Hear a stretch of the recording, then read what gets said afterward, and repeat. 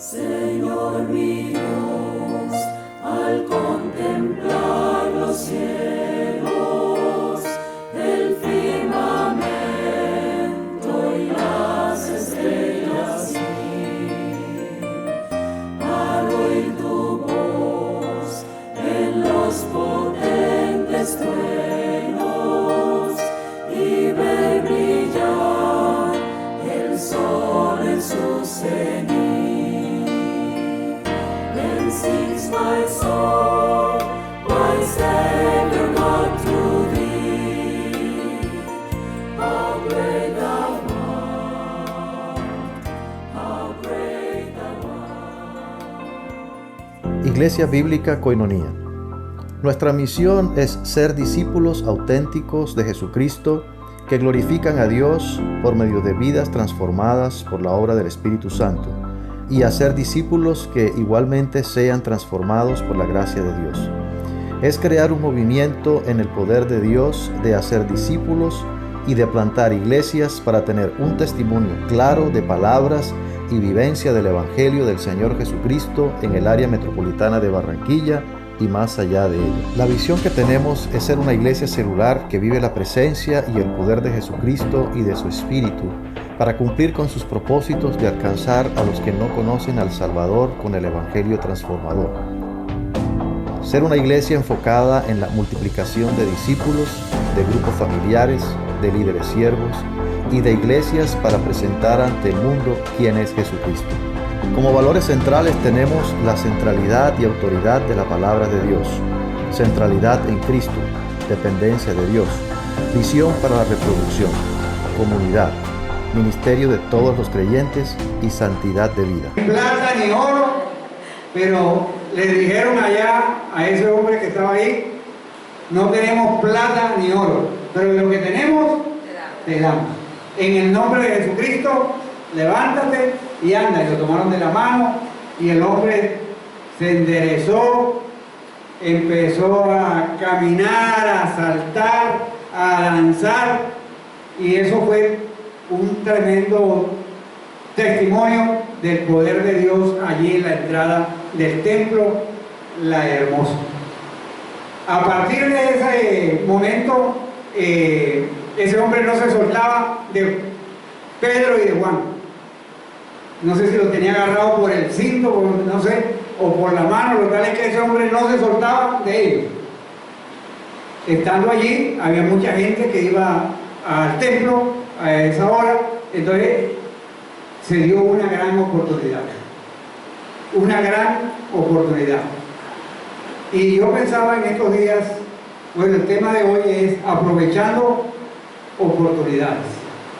A veces se nos presentan muchas oportunidades para compartir el Evangelio con personas y nosotros las desperdiciamos.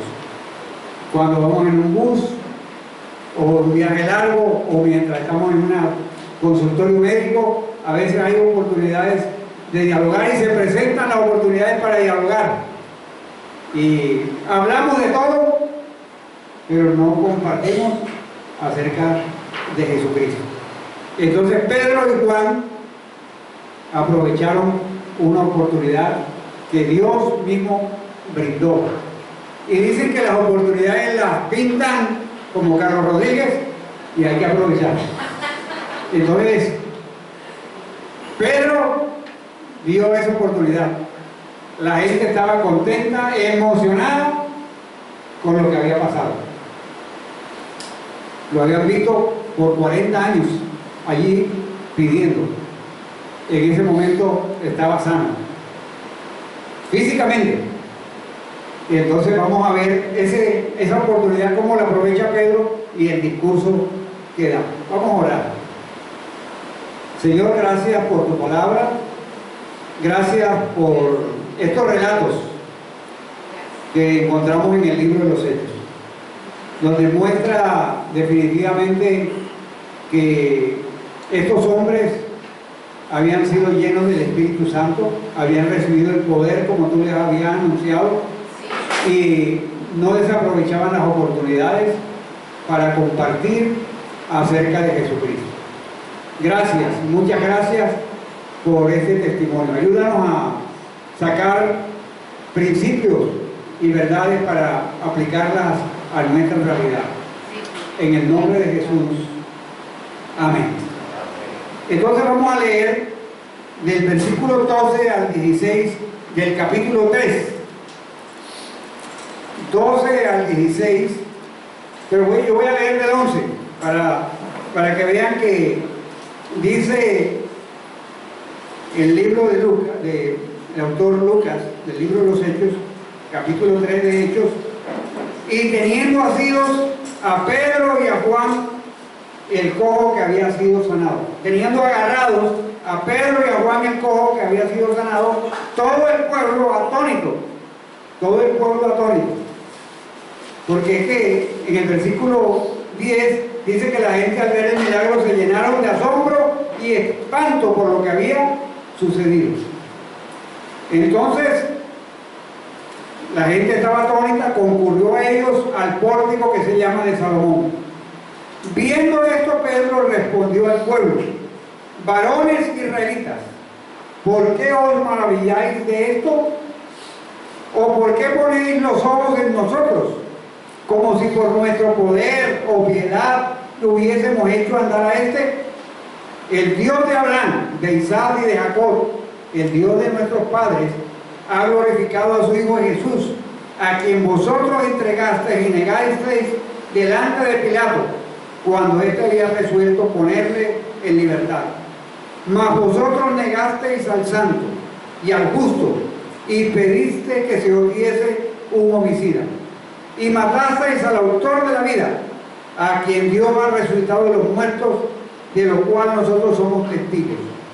Y por la fe en su nombre, a este que vosotros veis y conocéis, le ha confirmado su nombre, y la fe que es por él le ha dado completa sanidad en presencia de todos vosotros.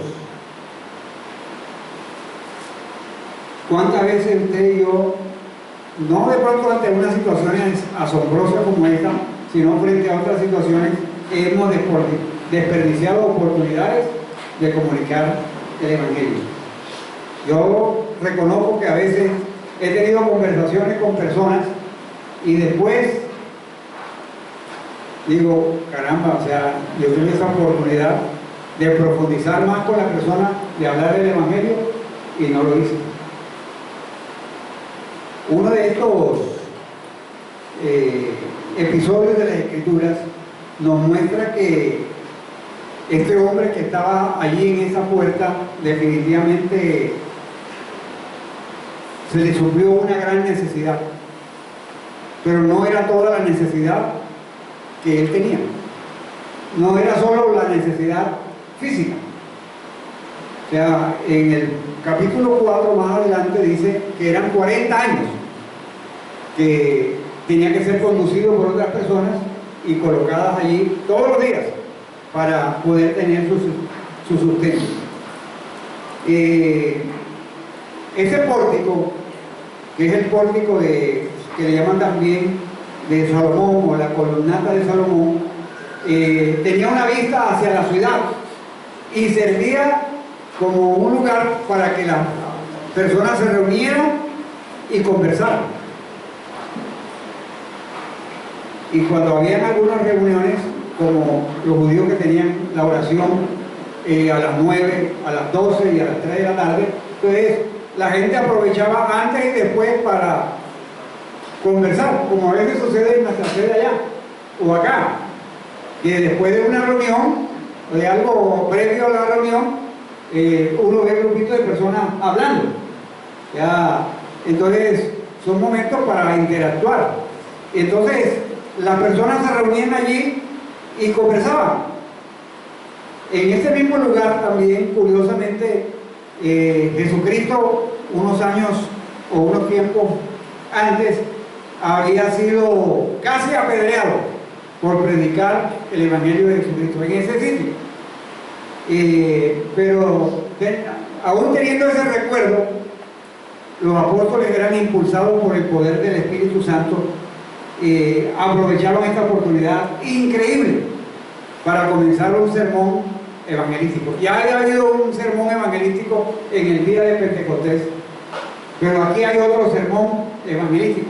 Y ese sermón tiene mucho contenido. Y es el contenido que ve uno a través del libro de los Hechos.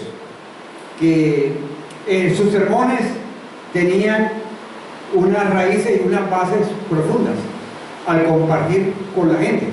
No simplemente compartían algo de la emoción de lo que estaban viviendo en el momento, sino que a través de su tiempo con el Señor Jesucristo y con el poder del Espíritu Santo, porque el Señor les había dicho: y recibiréis poder cuando haya venido sobre vosotros el Espíritu Santo, y me seréis testigos en Jerusalén, Judea, Samaria y hasta lo último de la tierra.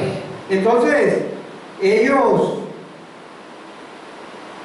lo hacían con contenido, o sea, sus sermones estaban llenos de contenido. Cuando yo veía este sermón, yo he escuchado, ahora durante el tiempo de la pandemia, a veces escuchaba en algunas iglesias nuestras de la IBM, escuchaba algunos sermones, unos muy buenos, muy basados en la Escritura, otros, uno se rascaba la cabeza y se contorsionaba allí porque, o sea, sin mucho contenido, o sea, mucha emoción sí, mucha, muy espectacular lo que decían en esta ocasión, pero muy poco contenido de las Escrituras. Este es un ejemplo de cómo un sermón debe tener contenido y debe tener una base clara.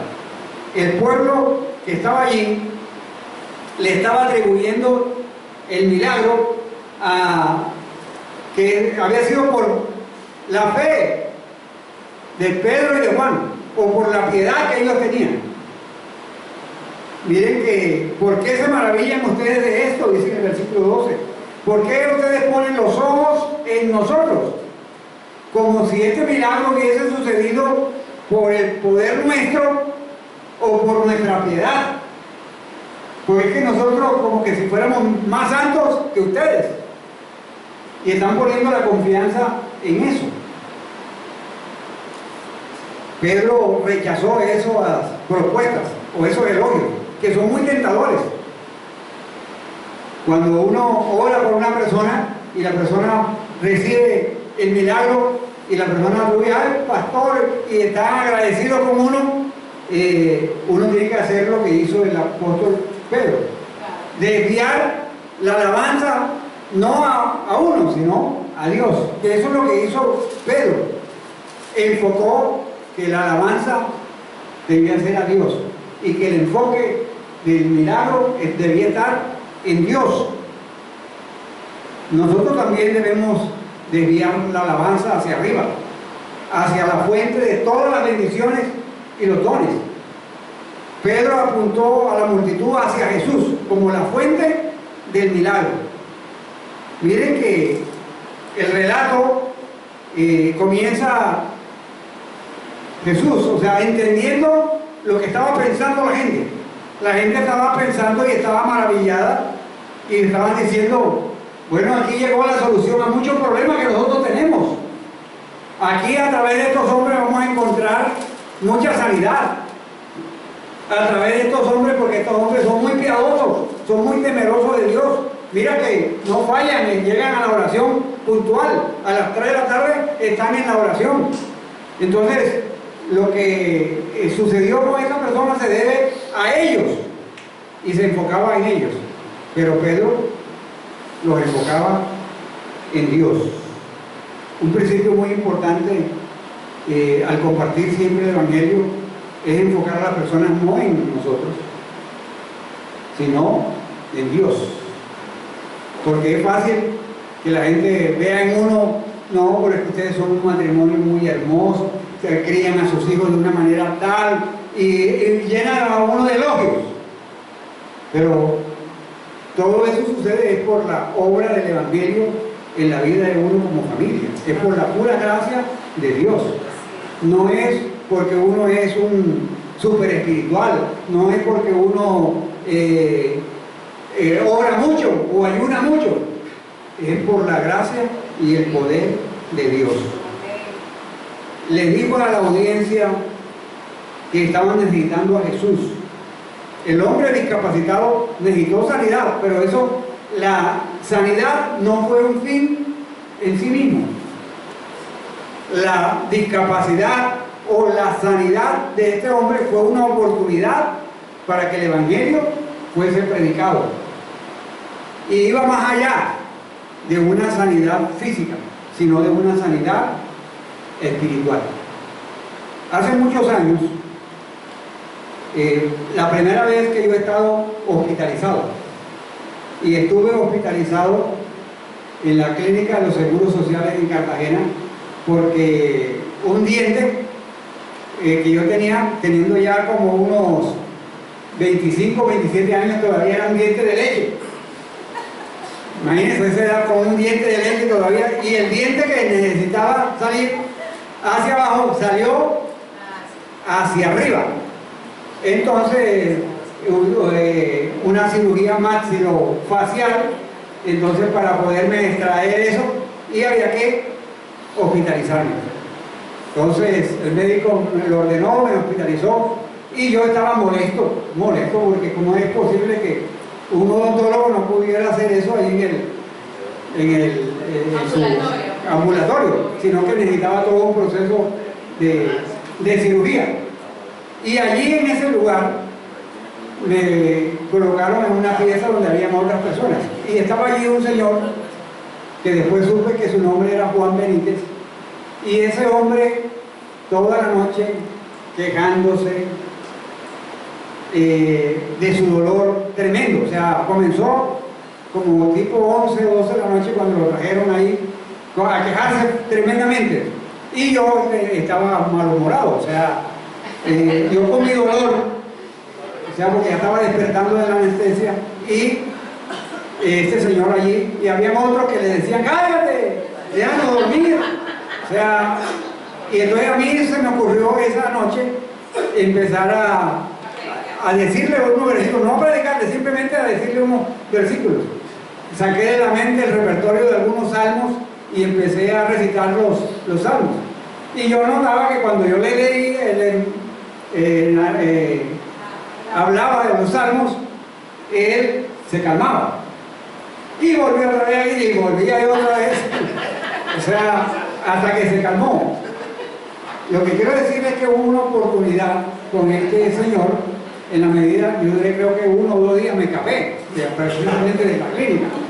O sea, cuando me fueron a buscar, ya yo había salido con una almohada en un taxi para la casa. Pero conocí a Juan Benítez y tuve la oportunidad de profundizar más con él, de conocerlo más, conocer a su familia, de predicarle el Evangelio, de llevarlo a los pies de Cristo y luego bautizarlo allá en la iglesia Shalom.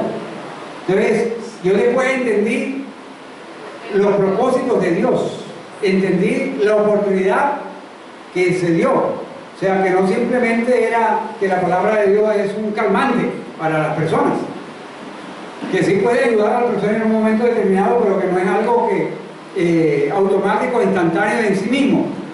Entonces Dios me dio la oportunidad de poder compartir con ese señor Juan Benítez y con su familia. Entonces, Pedro entendió y Juan claramente eso, de que este milagro Dios lo había hecho con un propósito, con una oportunidad, y no simplemente, bueno, nosotros venimos a la oración, este hombre, oramos por él y se sanó, vamos a lo que vamos. No, o sea, ellos entendieron que había un propósito más allá de la sanidad física de este hombre. Ese sermón habla del autor de la vida y lo contrasta con lo que hicieron los judíos. Miren, este sermón habla de: ustedes mataron al autor de la vida, ustedes liberaron a un homicida. O sea, miren el contraste, a un autor de muerte como Barrabás, ustedes lo cambiaron. Mataron al autor de la vida y le dieron vida a uno que produce muerte. Miren esa ironía. Y así comienza a Pedro a enfatizar tres hechos muy importantes, que yo los he titulado como unos hechos teológicos, que tienen que ver primero con la gloria de Cristo, segundo, la naturaleza pecaminosa del hombre, y la respuesta correcta al Evangelio, que eso sería el tercer aspecto teológico, el hecho teológico. La gloria de Cristo, la naturaleza pecaminosa del hombre y la respuesta correcta al Evangelio. Pedro empieza a exponer la gloria de Cristo allí en el versículo 13. Y en el versículo 13 dice: el Dios de Abraham, el Dios de Isaac y de Jacob, el Dios de vuestros padres, ha glorificado a su Hijo, Jesús, a quien vosotros entregasteis y negasteis delante de Pilato cuando éste había resuelto ponerle en libertad. O sea, miren que enfoca todo en la gloria de Cristo y usa un lenguaje del Antiguo Testamento para enseñarnos acerca del carácter y la identidad de Cristo, que es algo también muy importante. Señala que fue el Dios de Abraham, el de Jacob, el de Isaac, el Dios de nuestros antepasados, quien decidió glorificar a Jesús. Es Jesús la verdadera fuente del milagro. O sea, es un sermón cristocéntrico. O sea, enfoca, no solamente se queda en el Dios del Antiguo Testamento, sino que Dios decidió, el Dios de Abraham, de Isaac y de Jacob, el Dios de vuestros antepasados, ha decidido glorificar a Jesús, que es la verdadera fuente del milagro.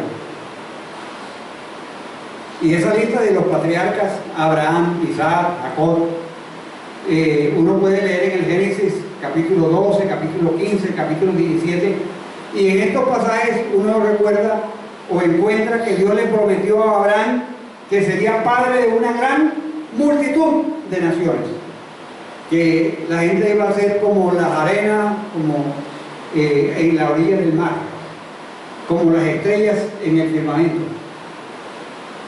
Y cuando uno lee en el libro de Gálatas, en el capítulo 3, versículo 16, si alguien lo tiene por allí más rápido que yo,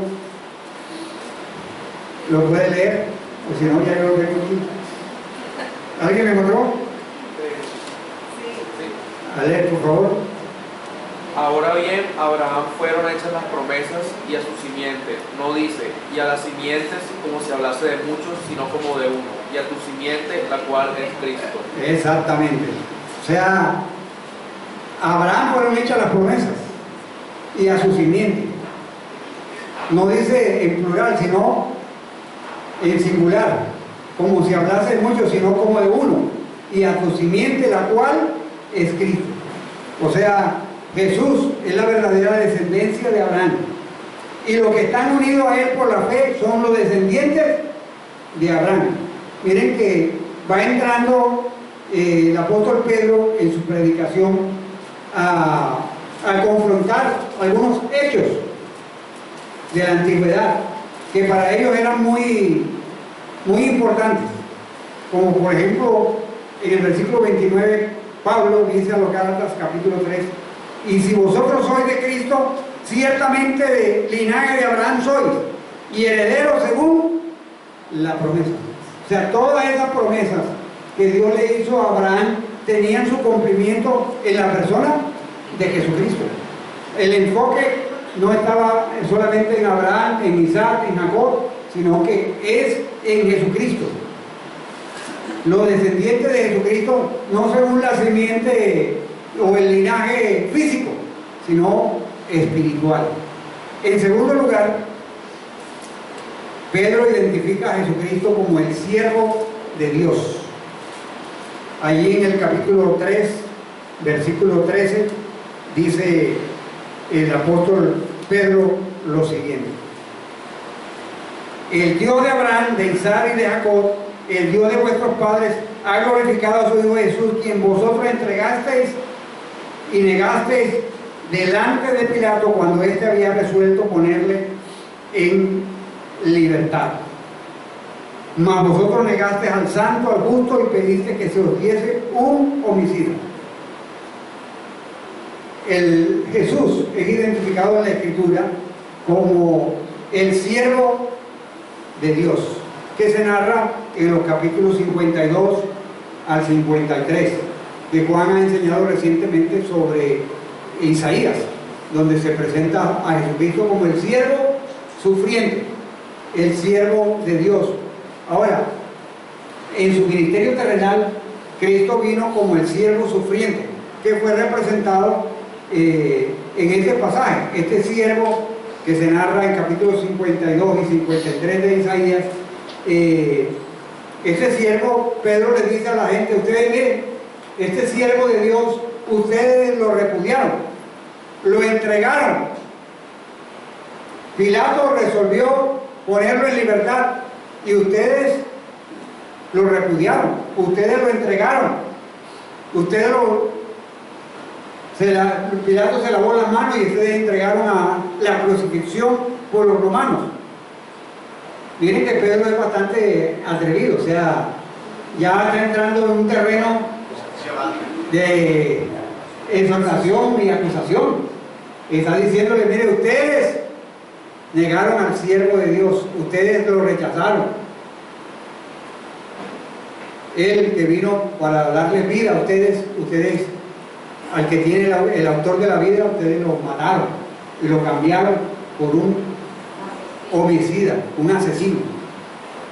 Lo aislaron, lo entregaron a Pilato en una total humillación. Pedro está afirmando, muy consciente de que Jesús cumplió los pasajes de Isaías, del Antiguo Testamento, que era realmente el siervo de Dios. Cuando Pedro hace estas alusiones al Antiguo Testamento, era confrontar a la gente con la multitud con la identidad de Jesucristo. Jesucristo es el autor de la vida. Jesucristo es el siervo sufriente, es el siervo de Dios. Pero no solamente se queda ahí, sino que también Él habla de que Él es la esperanza de Israel. Él no es un simple profeta, Él es la fuente de la esperanza de Israel. Él es el cumplimiento de la profecía del Antiguo Testamento. O sea, ese que ustedes crucificaron, dice el apóstol, ese que ustedes crucificaron es el Mesías, es el ungido de Dios.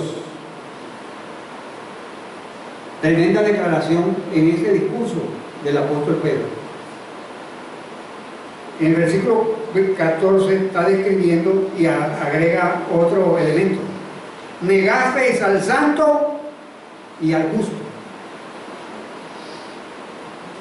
Unas designaciones para evocar la divinidad de Jesucristo. Al santo y al justo, a Jesucristo. Hay que entender el contexto a la que les está hablando. Son judíos que consideran que solamente Dios es Dios y no hay otro. Y atribuirle una divinidad a Jesucristo, eso está rayando en blasfemia. Eso es la audiencia que tiene. Eso, decir que Jesucristo es santo, justo, eso suena a una herejía para ellos como judíos.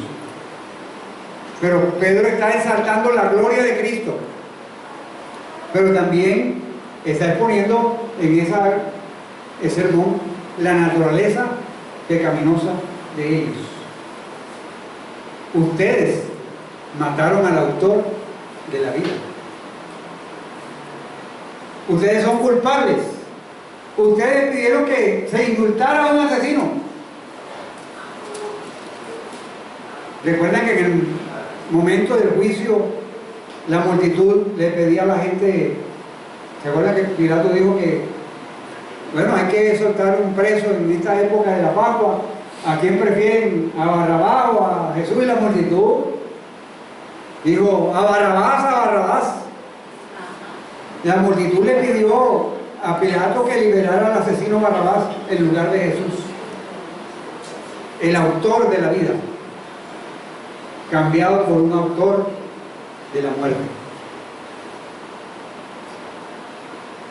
En el libro de Hebreos, también hay unos versículos que hacen esa alusión a que mataron realmente al que daba vida. Recuerden que Jesús dijo: yo he venido para que tengan vida y para que la tengan en abundancia. Y no solamente era una vida física, sino una vida espiritual, una vida eterna. Cuando a mí me hablan de ironías en la vida, yo encuentro una de las ironías más grandes. Los judíos exigen a Pilato que mate al autor de la Biblia. Bueno, Pedro más adelante va a decir que eso era un propósito eterno de Dios. Pero salvar la vida de un asesino por alguien que era justo, alguien que era santo, que era el siervo de Dios. Ahora, pero Pedro no se queda ahí, sino que él se adelanta a Pedro y le dice a ellos que ustedes mataron al autor de la vida, pero a ese autor de la vida que ustedes mataron, Dios lo ha resucitado de los muertos, de lo cual nosotros somos testigos de esa resurrección. El hecho de que los apóstoles y otros cristianos pudieran dar testimonio de la resurrección era una prueba creíble de esa realidad. La resurrección pudo haber sido refutada fácilmente si no fuera verdad. Como decían que se había escondido el cuerpo de Jesús. Bueno, entonces búsquenlo y muéstrenlo. O sea, si ese era el problema de la resurrección, que el cuerpo lo habían escondido, busquen el cuerpo y muéstrenlo y digan: aquí está el cuerpo. Esta gente es unos embusteros. Pero no, nunca pudieron probar realmente que el cuerpo había sido robado, sino que Jesucristo realmente resucitó. Y miren, eso es algo muy importante en los mensajes del libro de los Hechos, esa centralidad en la obra de Jesucristo, la gloria de Cristo, la persona de Jesucristo, la resurrección y el hecho glorioso de Jesucristo. Mostrar eso a través de todos estos sermones, y mostrar de hecho también la naturaleza pecaminosa de nosotros los seres humanos. Los judíos no pudieron presentar el cuerpo de Jesús. La única explicación legítima fue que la tumba estaba vacía y que Cristo había resucitado de entre los muertos. Entonces miren que el sermón se enfoca en la gloria de Cristo, se enfoca en el Cristo que es el siervo sufriente, que es el justo, que es el santo, pero que es el que Dios ha glorificado, es el que Dios ha resucitado de entre los muertos. Ese es el Cristo que ellos mataron, rechazaron. Ahora, Pedro les enseña también de cómo deberían responder correctamente al Evangelio. Y ahí uno encuentra acerca de la justificación, la salvación, que solo se articula por la fe. Y dice Pedro: y por la fe en su nombre, a este que vosotros veis y conocéis, le ha confirmado su nombre.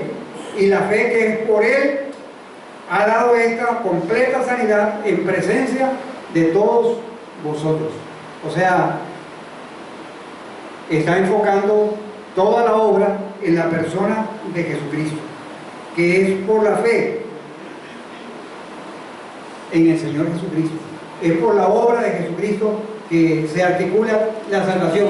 O sea, la sanidad de este cojo de nacimiento no fue por ningún poder inherente en él,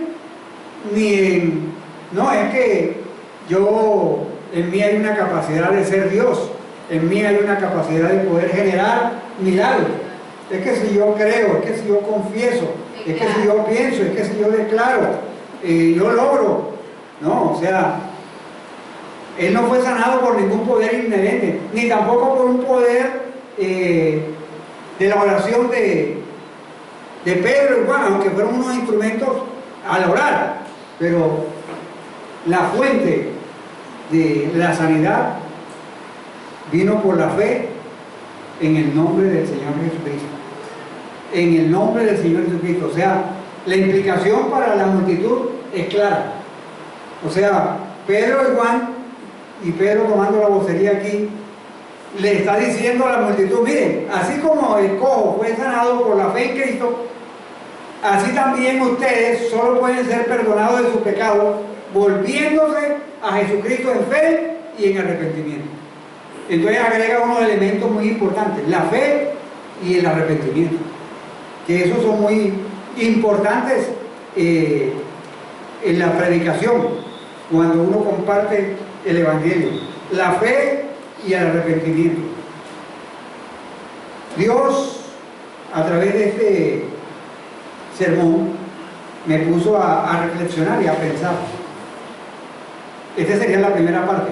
No terminamos hoy con ese sermón, pero ese sermón me da a mí como unas pautas para entender cómo puedo yo aprovechar algunas oportunidades cuando las personas expresan un agradecimiento a Dios por algo que Dios ha hecho, ya sea la respuesta a una oración, en una sanidad, en una solución de algún problema, que a veces las personas nos piden que oremos por ellos. Y si Dios responde, entonces no simplemente dejar las cosas, oye, Dios respondió, gracias a Dios, sino que hay que ir un paso más allá. Mira, Dios responde, pero Dios va más allá y quiere tener un trato y una relación contigo a través de la persona de Jesucristo. Entonces, es enfocar a las personas y ayudarlas, y para eso, si ustedes ven el curso básico explora toda esa realidad de quién es Dios, de la persona de Jesucristo, la gloria de Jesucristo y la pecaminosidad del ser humano, porque más adelante vamos a ver que el problema del ser humano en su pecaminosidad no está afuera, no es el medio ambiente, no es la crianza que ha tenido la persona, sino que hay un pecado inherente en nosotros los seres humanos. Somos pecadores, no por convicción, sino por herencia. Tenemos una herencia pecaminosa y necesitamos poner la fe en Jesucristo. Yo pensé en algunas cosas. Bueno, esa es una pregunta que yo me hice adelantándome pero voy a comenzar con la segunda. Cuando compartimos el Evangelio con alguien, llamamos a las personas al arrepentimiento. En ese sermón hay un llamado más adelante a que se arrepientan, no simplemente a darles una información. Cristo es el siervo sufriente, Cristo, Dios se ha glorificado y ha glorificado a su Hijo Jesucristo, Él es santo, Él es justo, ustedes son pecadores, ustedes mataron al santo, al autor de la vida. Y eso suena muy bonito y es verdad, eso son verdades, pero hay que ir otro paso allá también, de invitar a las personas a que pongan su fe en el Señor Jesucristo, a que se arrepientan de sus pecados. Más adelante vamos a ver que uno puede hacer cosas por ignorancia, pero la ignorancia, según la ley, no lo hace a uno libre, no lo libera de la condena. Lo que, si uno ve cuánto, que yo no sabía que ahí había una cámara yo no sabía que ahí había una cámara que decía 30 kilómetros, así que como yo no sabía, no me pueden ver. No, aquí Pedro les está diciendo, miren, ustedes mataron al autor de la vida, ustedes son responsables. Y en otras palabras, ustedes merecen el castigo. Por eso hay que poner la fe y el arrepentimiento en Jesucristo. ¿Cómo podemos aprovechar oportunidades con familiares, amigos, para hablar del Evangelio?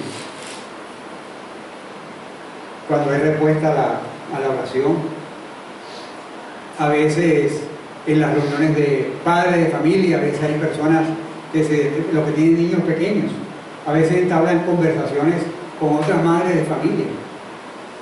No se limiten solamente a hacer conversaciones sobre los niños y sobre las tareas Y sobre eso, sino también hay que ir compartiendo acerca de nuestra fe, hablar de Jesucristo, compañeros de trabajo, compañeros de estudio, no desaprovechar las oportunidades, porque miren, a veces uno tiene tristezas profundas cuando uno no comparte con otras personas. Yo tuve un amigo, Moisés, en mi niñez, y yo conocí a Moisés, y anduve con él, y él supo que yo era cristiano, y anduve con él después de haber convertido varias veces, pero yo no le hablé de Jesucristo. Yo dije, yo siempre pensaba, siempre habrá alguna oportunidad que yo me siente con él y hablo, pero íbamos allá al río juntos, manejábamos cicla por aquí, por allá, pero sin embargo yo no aproveché. Moisés murió. O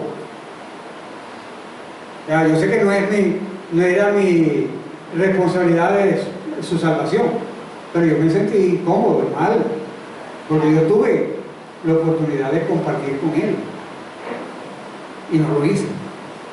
Entonces, como aprovechar las oportunidades que Dios nos da para compartir con otros nuestra fe, porque es imperioso compartir el Evangelio. Y por último, como para que reflexionemos acerca de los títulos de Jesús que usa Pedro. Él es el siervo sufriente, es el que anunció, él es el ungido que anunció eso, Dios del Antiguo Testamento. En él se cumplen todas las promesas. Es en él que hay, por la fe en Jesucristo y arrepentimiento, salvación. Él es el justo, él es el santo, y él es el todo, y a él debemos siempre dar la gloria por lo que sucede a nuestro alrededor, por la respuesta a nuestras oraciones. Usted y yo hemos visto orar a Dios en momentos determinados. O sea, yo lo noto cuando a veces hacemos una petición de oración en el chat, oramos, y Dios por lo general responde. Entonces, y cuando son personas que son familiares nuestros, aprovechemos esos momentos para no solamente decir, mira, allá en la iglesia hay muchos hermanos que están orando por ti, y esto que pasó se debe a que muchos hermanos oraron por ti. Bueno, sí, pero hay que ir más allá. Hay que ir más allá de decirle a la persona que nosotros tenemos nuestra fe, nuestra confianza en Dios, en Jesucristo, y explicarle el plan de salvación, aprovechando oportunidades. Y lo bueno del mensaje que estamos viendo hoy es también la responsabilidad de dar un buen mensaje, de llevar el mensaje sin corrupción. Como es que yo por lo menos he visto y he oído mensajes que lo menos que se hace es alabar a Cristo, sino que se alaba a la persona que está predicando. Yo oré, yo hice esto, y Cristo se deja como a un lado. Entonces eso es importante, el mensaje, lo que nosotros podemos llevar, un mensaje sin corrupción. Ok, gracias hermana. Y eso hay que reconocer que nosotros simplemente somos unos canales, Pedro y Juan, unos canales del Señor. Y cuando ellos notaron que la gente, porque en esa cultura judía a veces también en una ocasión hubo también un hecho y estaban poniéndole una guirnalda a los apóstoles, estos son dioses. O sea, como esa connotación de enfocar todo en la persona. Pero Pedro enfocó todo eso en la gloria de Cristo. Es que Dios hizo eso a través de la persona de Jesucristo. Ese hombre fue sanado por el poder de Jesucristo, por la fe en Jesucristo. Y ustedes necesitan poner su fe en el Señor Jesucristo, el autor de la vida. Vamos a orar. Señor, gracias por tu palabra. Gracias, Señor, porque este milagro no fue un milagro simplemente un fin en sí mismo, sino que tú permitiste que Pedro y Juan no tuvieran dinero, no tuvieran ni oro ni plata en ese momento, sino que oraron en el nombre de Jesucristo y ese hombre fue sano.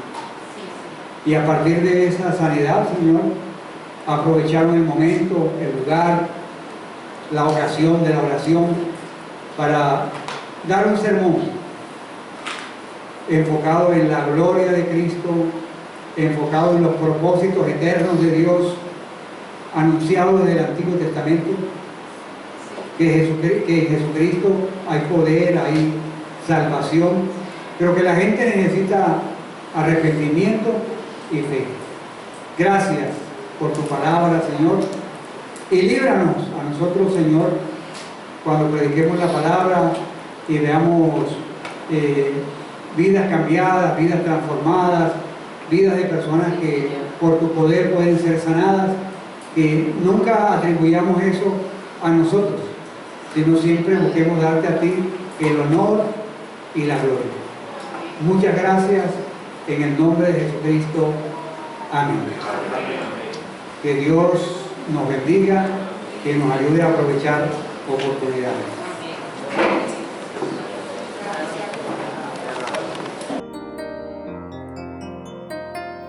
Señor mío.